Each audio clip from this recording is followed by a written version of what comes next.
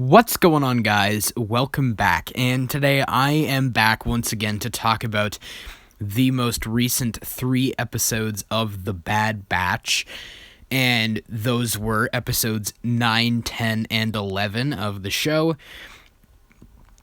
And I honestly think this show has kind of been on an upward streak recently. I think all 3 of these episodes have been pretty solid. Let's start off with episode 9. We start things off right after the last episode where Cad Bane showed up at the very end and kidnapped Omega. We find out that he was in fact recruited by Lama Su, the head of Camino, and he's headed to this abandoned facility to kind of exchange Omega for the money, obviously. And Lama Su has this exchange with the other Kaminoans, and he says, basically, once she's here and you've extracted the DNA you need for the project, whatever this mysterious project is they're working on, kill her. So, what's her name? What's her name again? There's Tan Wei, but she's the one who's there to exchange the money. I'm trying to remember the character's name. The third Kaminoan lady who's kind of trying to usurp Lama Su, but is not on the side of the other Kaminoans. So, I don't remember her name off the top of my head. It'll probably come to me as I'm talking. But Bane shows up at this abandoned facility. Omega is able to kind of hack into Bane's droid and escape. Bane eventually tracks her down, and they reveal that Tan Wei has been taken out, and they reveal that it is Fennec Shand who is there, and she's taken Cad Bane's reward, and she's also there for Omega. So a fight breaks out between Bane and Fennec over the reward, over the credits. The credits eventually are lost, and Omega tries to signal the Bad Batch up in space to try and get them to rescue her. But, Fennec eventually gets away and says, "Hey, Omega, I'm on your side. Just let me help you." But Omega does not believe her reasonably because in the past she tried to kidnap her and hurt her friends. So Omega is eventually able to escape in the chaos. Bane and Fennec continue to fight, and she eventually gets away in an escape pod and is picked up by the Bad Batch, who take off, and Fennec basically sabotages Bane's ship and is able to escape and contacts the third-party Kaminoan who is trying to usurp Lama Su, and basically says, "Hey, Omega got rescued by the rogue clones, the same ones that were on Pantora, and do you want me to continue chasing them down?" And she calls her off and says, "Don't worry about it, as long as they're, far away from Lama Su, or as long as Omega is away from Lama Su, she is safe." So the first time I watched that, I was kind of confused, because in the context of the show, I didn't really see the point of her hiring Fennec in the first place if she thought that she is safe away from Lama Su. Because, at the end of the first episode, she's the one who holds the door open and allows them to escape in the shuttle. And ever since then, people were speculating, okay, is she on Omega's side? Does she really care about Omega? And so I just didn't really understand the first time why she would hire Fennec. Now, if you think back on it, it makes a little bit more sense. She kind of hired Fennec to go check things out, to try and get her back, and the Bad Batch, got away with Omega, proving themselves to be kind of worthy guardians of her because they were able to keep her out of the hands of Fennec. So once Fennec reports back to her, she might consider them, maybe more capable guardians than she originally thought. So knowing that the Bad Batch were capable guardians, she was like, "Hey, okay, they're, they can keep her safe, even from Fennec Shand." So, but in this situation, the Bad Batch had that whole run-in with the Empire on Braca, and after that whole situation, I'm assuming that she didn't even know if the Bad Batch made it out alive. All they knew was that Bane had Omega, and knowing that, not knowing whether or not the Bad Batch had made it off Braca alive, she sent Fennec, being the one capable person she knew, for the job to go and rescue her, but then finds out at the end of the episode that the Bad Batch are in fact still out there and are willing to protect Omega. So that's the way I view it.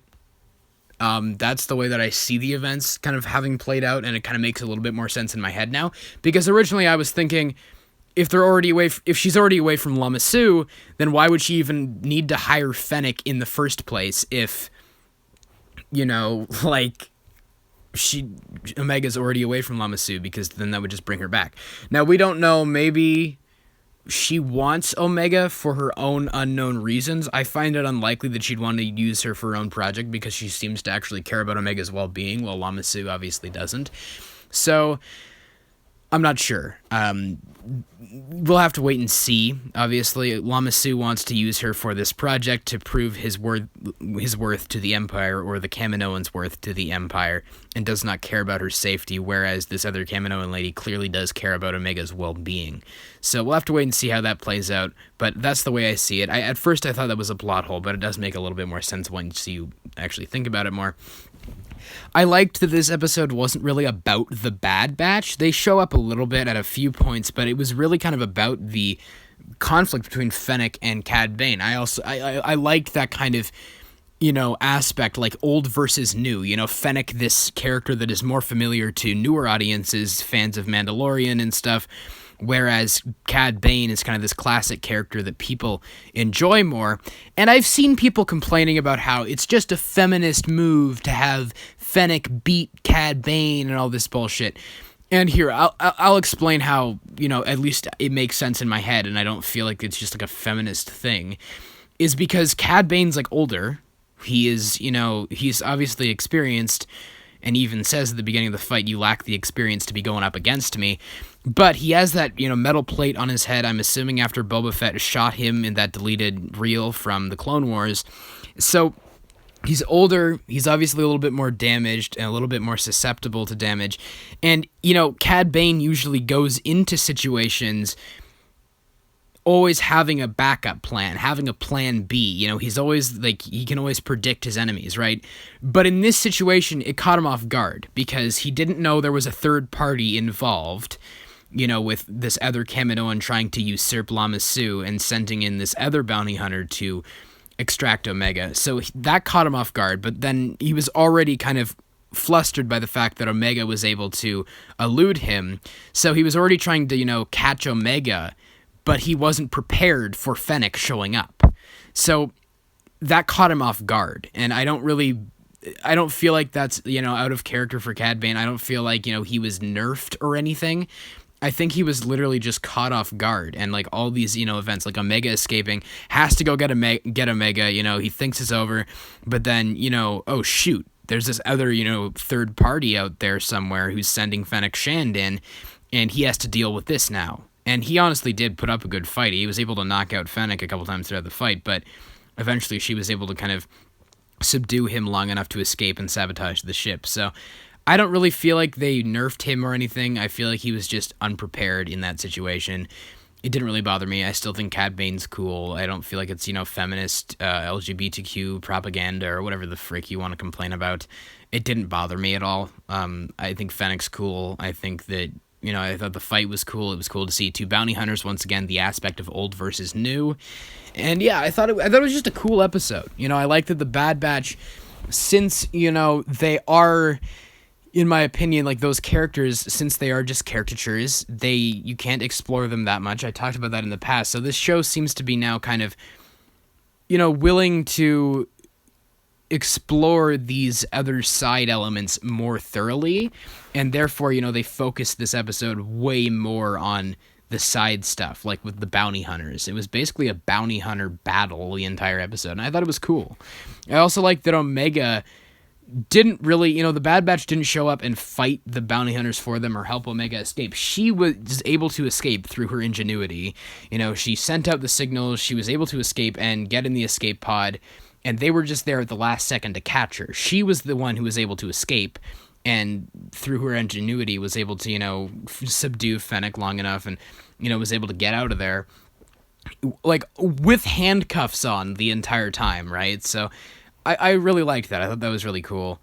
And yeah, I really enjoyed that. I thought it was a very solid episode. It was like, hey, the Bad Batch, they're getting a little bit boring, so why don't we focus on this other side stuff that's more cool for now? And I thought that was very cool. I felt a little bit conflicted on how big of a deal it was that Omega got kidnapped in the first place, and then just having it be this kind of one episode and we're done thing. Like, maybe she'll get kidnapped again at the end of the the season, or the end of the show. I just hope they don't keep repeating, that, because that was such a dramatic beat in the story, and I felt like they resolved it a little bit too quickly. Like, in one episode, she's back with the Batch, and I don't know, it just felt a little bit weak, but overall, I really enjoyed the episode, and I thought it had many strong elements to it. Then moving on to episode 10. This is one that I felt was really underrated, actually. This was one of my favorite ones.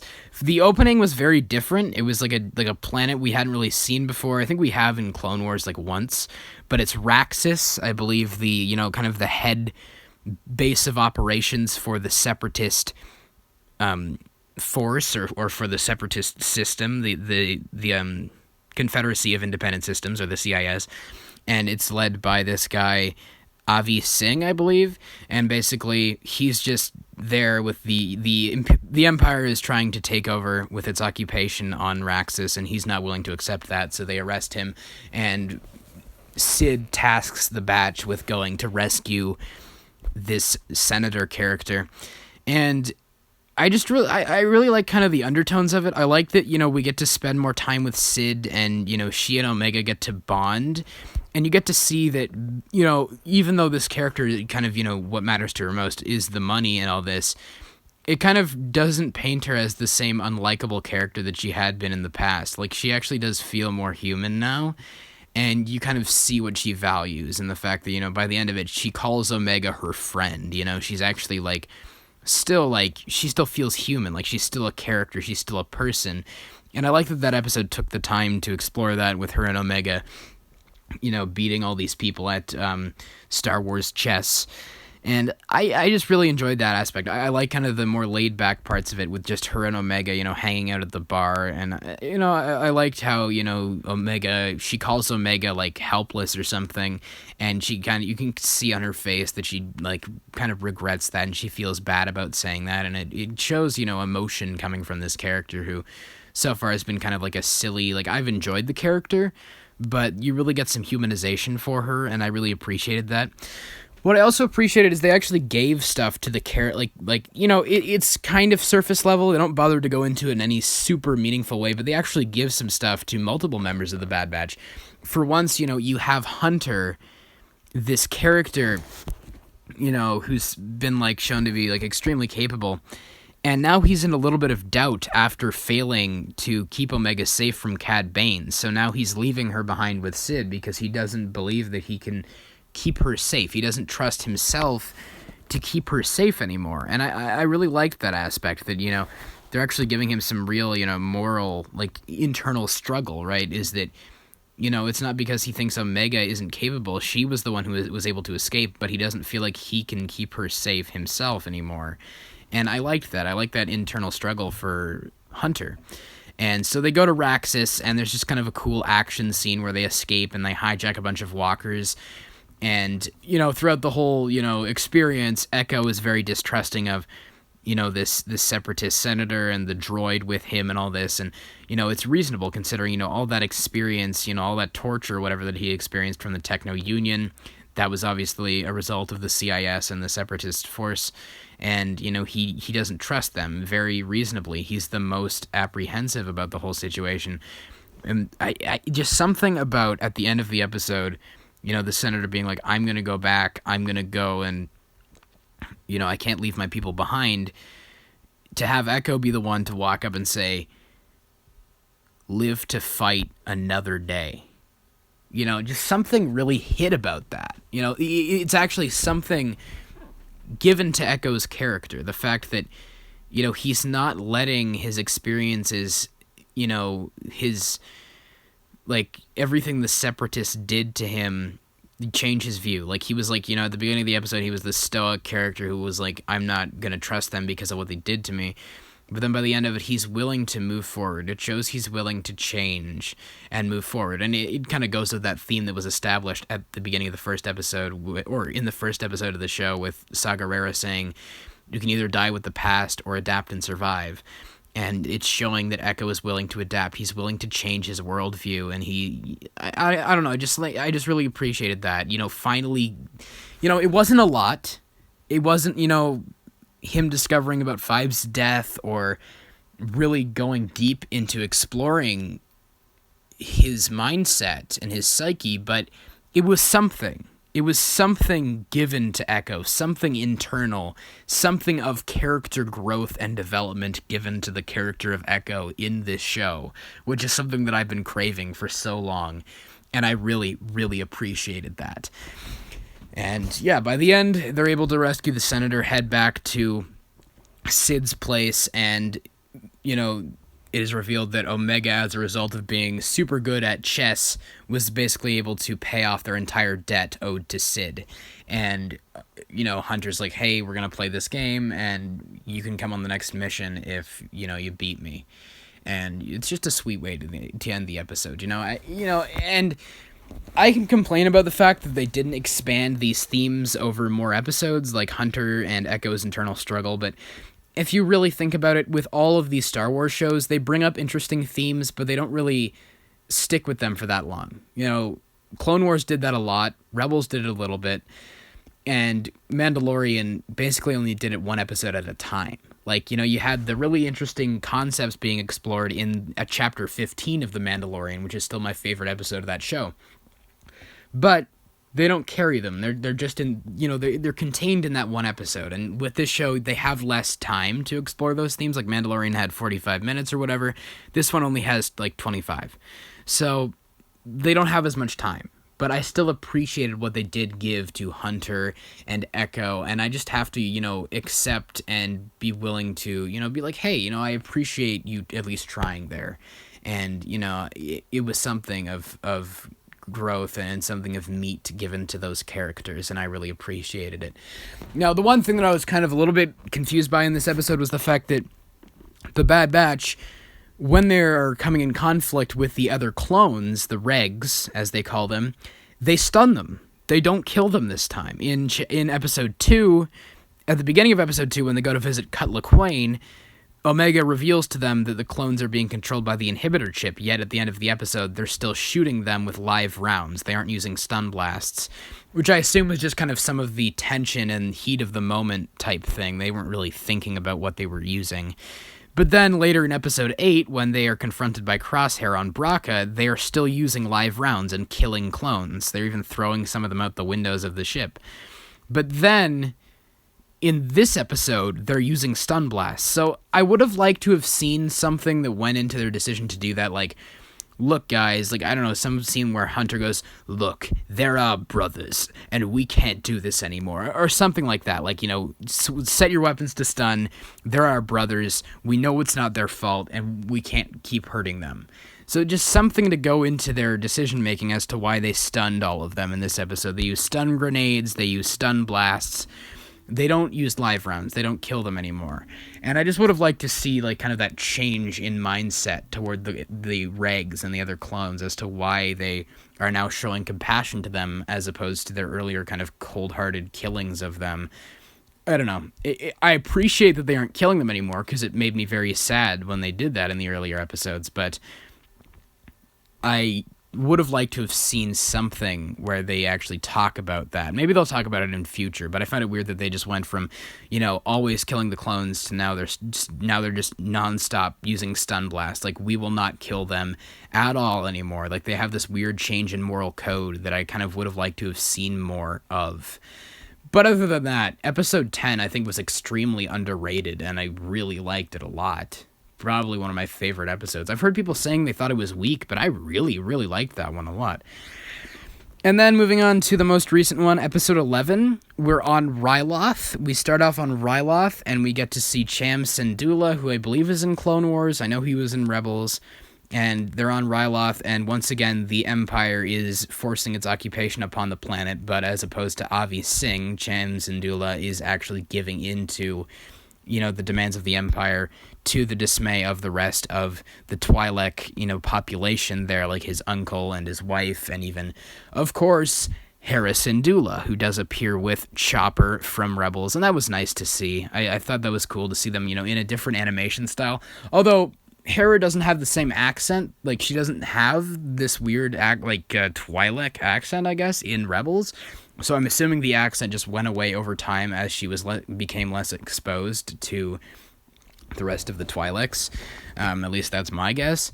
I think it was a different voice actress too, a younger one, which I did appreciate. I don't know, I didn't look at the cast, but I appreciated that because, I did find, the Kanan voice a little bit jarring in the first episode, where it was, the 40-year-old voice actor voicing, the freaking teenage version of Kanan. So I did appreciate that there was, a little bit of more consistency there with I believe, a younger voice actress there, which I appreciated quite a bit. That they cast, at least I assume, someone younger to voice her. And yeah, Crosshair's there. He doesn't look that bad. He has like a big bruise on the back of his head, but other than that, like his hair looks a little bit burnt, but he doesn't look nearly as scarred up as I thought he would. I thought that was kind of lame that they kind of... I mean, I know it's a kids show. It's an animated kids show, blah, blah, blah. But I was just surprised because I was kind of like a little bit grossed out by that in the 8th episode, that he got completely burnt up, but he doesn't look that bad now. He looks like kind of the same, except for like a big old bruise on the back of his head, similar to Darth Vader. But, Hera's uncle, arranges a meeting with the Bad Batch, and they meet up with them and exchange weapons because they don't agree with Cham Syndulla's methods of, just going with the flow on what the Empire is doing. So they come back, but they get shot down by the Empire, and, they're not really happy about that. And then there's Onfree Tar, who I believe was in the prequel movies and was in the Clone Wars. I remember him. But he's just being kind of a dick, and he's like, oh, we're gonna convict your daughter of treason, Cham Syndulla, and it's just like a stupid thing. But eventually Cham Syndulla and the rest of his gang is able to round up the Imperials, and he decides not to kill Onfree Tar as, his kind of clone commander friend convinces him not to. I'm interested to see more of that clone commander, because he was kind of loyal to Cham Syndulla. Like, I'm assuming he has an inhibitor chip in his head, but he seemed more loyal to Cham Syndulla. He wasn't showing loyalty to the Empire, which is what most of the kind of fully inhibitor chipped clones are showing. I'm pretty sure it's a completely new character. I don't remember him. Correct me if I'm wrong, but this new clone commander character, I'm interested to see more of him. But they basically, round them up, but then Crosshair executes Onfree Tar, and they arrest Cham Syndulla and the rest of them, but Hera is able to escape, and the clone commander character is tasked with, hunting her down, basically, which I believe he's going to help her, and I'm assuming in the next episode the Bad Batch is going to show up and rescue Hera. And maybe that's when she heads off. Maybe that's the start of her rebel journey. She heads off, she becomes the pilot that she wants to be, and she heads off with Chopper. I don't know. That could be interesting, but I thought this episode was surprisingly, interesting, because it didn't have the Bad Batch in it. They were there, they showed up, they exchanged weapons, Omega talked to Hera for a bit, but they didn't really play a large role. It was more about Cham Syndulla, and, it did feel like it was kind of milking, or not milking, but it was relying a bit on, hey, here's a recognizable character, a character you're supposed to know, Chopper and Hera. And I was watching it with my parents who haven't seen that much of Rebels, and to them, this character isn't that recognizable. So I feel like maybe they had a little bit less investment in it than I did because they didn't really know the character. But it did feel like it was relying a little bit on kind of references to other parts of, oh, this ties into Clone Wars, this ties into Rebels, here's Hera and Chopper and Cham Syndulla and the rest of them.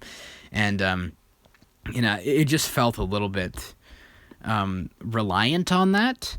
But I'm hoping that this plot will get more interesting in the next episode with Hera and Chopper, assumedly, being helped out by the Bad Batch. Maybe they're gonna come in conflict with Crosshair again. I don't know. but I'm interested to see what happens. This one was... I have to think more about it because I just watched it, really. But I enjoyed it. I mean, as a fan, obviously, it was nice to see Hera and her kind of humble beginnings. But it did feel a little bit reliant on the fan service and references to Rebels and stuff.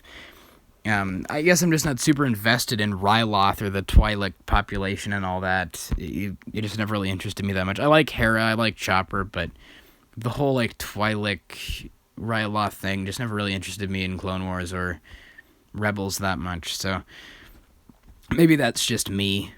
But I thought the episode was solid, it was a well-written episode. It didn't have any, huge plot holes or anything. It was fine. It was a perfectly fine episode, and I'm looking forward to seeing what they do next.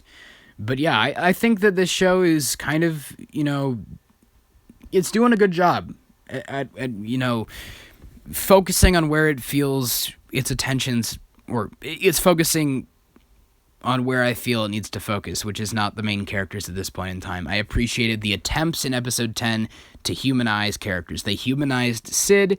They gave internal struggles to both Hunter and Echo that I found rather interesting. It is disappointing they couldn't expand it more, but I do understand the desire to continually move the plot forward. I thought episode 9 was cool, and I thought episode 11 was fine. It was a solid episode, and I'm looking forward to seeing, once again, where they go next with it. So, yeah, that's pretty much it on my thoughts on episodes 9, 10, and 11 of The Bad Batch. You guys, please let me know all your thoughts in the comments below. Do you agree with me? Do you disagree with me? Whatever your thoughts are, please let me know them all in the comments below once again. And I hope you guys have a great day. Take care.